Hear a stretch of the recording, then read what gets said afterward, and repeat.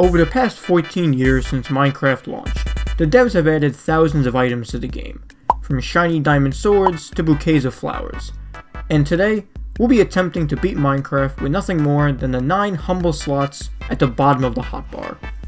For this run, we're barred from using anything except our hotbar, armor slots, and the single offhand item we can carry. That means no inventory, no chests of any kind, and no using furnaces or other tables to hold items. If we find items in a naturally spawning chest, we can choose to leave the items in there and grab them for later, but once they're taken out, they can't go back in. And should any items be dropped into our inventory slots, we either have to drop the new item altogether or replace it with something from the hotbar. And so with the rules out of the way, let's get right into it. We start off our brand new world in a frozen hellscape, which is surprisingly fitting for the rules we've set out for ourselves. We start off with the Minecraft basics, grabbing some wood, making a crafting table, and getting a wood pickaxe. And since we need to save on slots and not build 20 crafting tables this game, we pick it back up. We take a little dive into the nearby lake and navigate down this naturally spawning slip and slide to head into our first cave. We get together some cobblestone and get crafting to upgrade our tools, and once we're done, we decide to toss away that old wood pickaxe to save on some space. We go ahead and snag up some nearby coal at the expense of the environment, and nature decides to reward our carelessness with a little bit of iron ore. With a little more iron and a little less torches, we keep exploring the cave system and descend even further. We put down our table and get together a furnace, where we decide to smelt our newly found iron and upgrade our tools yet again.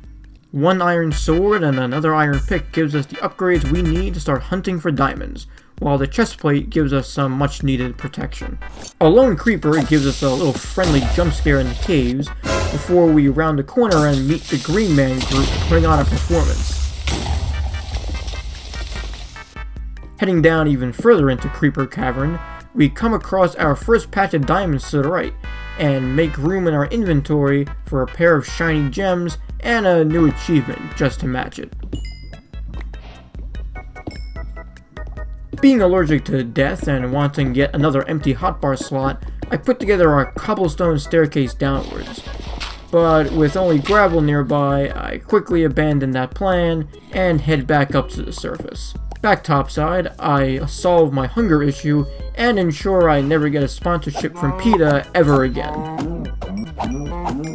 The forest breaks way into a ruined nether portal nearby, and with the treasure chest equivalent of someone's junk drawer. With a diamond pick to fix the portal, we chow down on some pixelated meatloaf and go swimming with a few dolphins while we head in the direction of a nearby shipwreck, with a shipwreck of a loot chest to match.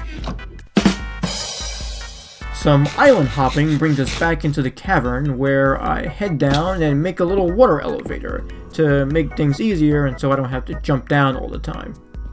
I head down the elevator and the skeleton version of American Sniper shoots me out and right back into another skeleton.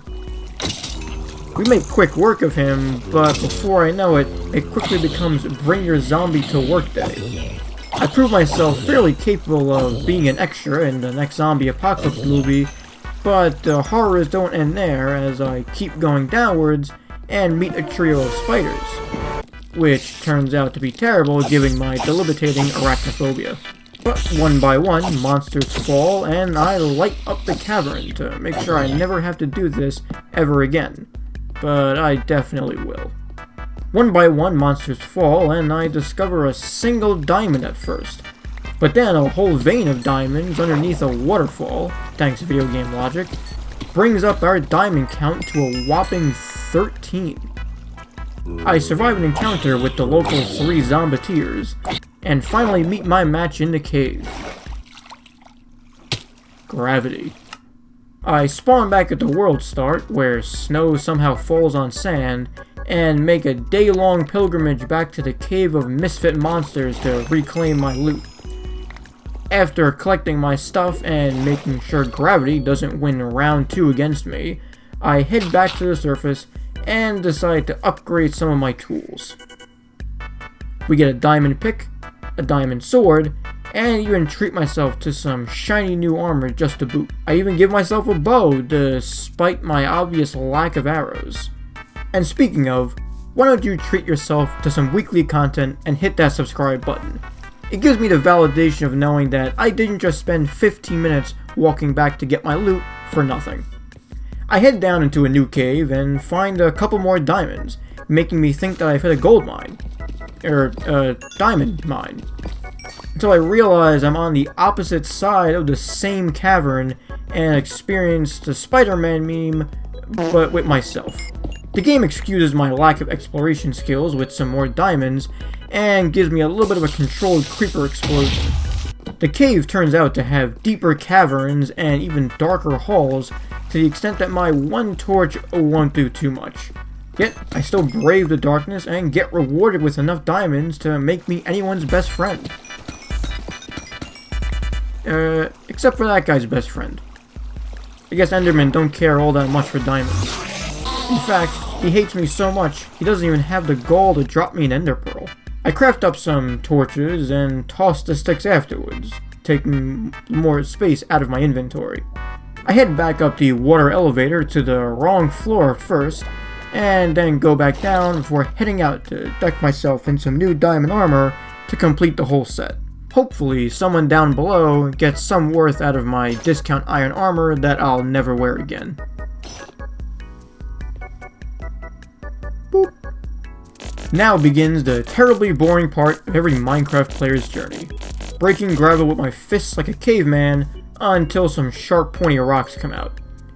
My enlightened mind somehow forgets how to make arrows, thank you crafting book, and I create enough to take down a small bear.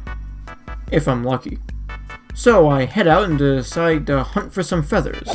And along the journey, I decide to go ahead and continue some of the beef I have with the Minecraft cows. A successful day of hunting animals calls for a good night's sleep down below. So I go ahead and take a little night-long nap, and then wake up to the smell of cooking beef up above. With full diamond armor, I head back to the ruined nether portal to fix it up and get the obsidian blocks in the places they're supposed to be. Lighting it up with a flint and steel, I head into the portal, get warped, and land into the Minecraft equivalent of the New York City sewage system. Using torches to light my path, I decide to explore around and put my arrows to good use, taking down a flying cloud with tentacles.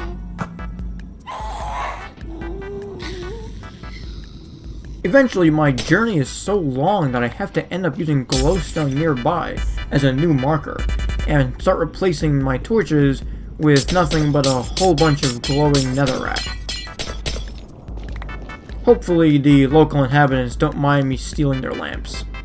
Speaking of, the local inhabitants don't seem too thrilled to see me, but they decide to graciously gift me a new weapon that doesn't do much to solve my bad aim. On the edge of a cliff, I traumatize some baby pig for the rest of his life, and decide to just leave him alone. But still needing to find another fortress, I collect as much netherrack as possible, and my new traumatized buddy decides to watch from afar as I build a bridge to nowhere. A leap of faith brings me down to even more cliffs and more lava. It opens up into a red forest, and another angry inhabitant appears nearby, but it's alright because he has yet another gift for me. Guess there was a 2-for-1 deal today. But unable to still find another fortress after over an hour of searching and exploring the nether, I decide to head back to the main portal and start exploring again in a new direction. It seems hopeless until I turn around and discover another fortress right behind the portal. In fact, 50 feet behind the portal, to be exact. Now humbled by the game successfully, I decide to build over to the portal and head inside, instantly finding a blaze and getting our first rod in order to make an Eye of Ender. My game seems to love the number 3 as 3 wither skeletons barrel down towards me. So, not wanting to die, I run away, so I return with my new crossbow, and decide to go ahead and start firing at some nearby blazes. You know, until a magma cube decides to drop down like John Cena, and so I not only take out just the cubes, but the blazes and the spawner too. With 8 blaze rods to my name, and an angry blaze quickly descending down upon me to get revenge, I decide to escape the fortress. And along the way, I also decide to drop my well-earned gift before heading back and returning to the land of the living. You know, except for all those cows from earlier. A trip to the underworld does enough to make a stick figure hungry, so we head back down to our cave furnace and I cook up some steak to alleviate that hunger. Now that it's nighttime, I go hunting for dozens of not Endermen and one singular Enderman.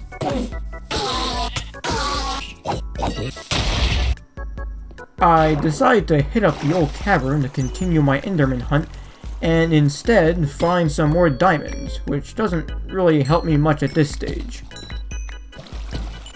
I mean, even this guy feels bad for me. Day after day and night after night is spent finding ender pearls, and we bang some more rocks together to get some flint for stones.